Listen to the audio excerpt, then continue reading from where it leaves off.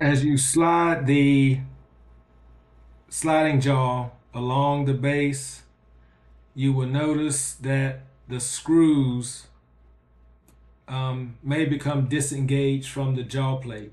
And usually that happens when you try to take the handle rod and handleballs and rotate the vice screw. So you will start to see there is some disassembly of the screws from the jaw plate.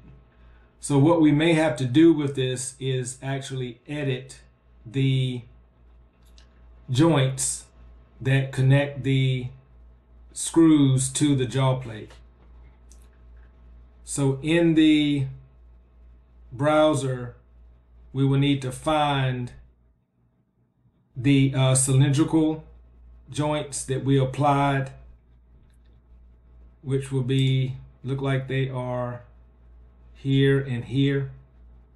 And we will need to edit those joints. So if we do a right mouse button click on, well, if you let your cursor sit on it, you will see the connection between it. So it's telling you that the cylindrical joint is between the machine screws and the jaw plate. So we will edit this particular joint by doing a right mouse button click and going to edit joint. And in the edit joint dialog box, we may need to select motion and change the type from cylindrical to Revolute.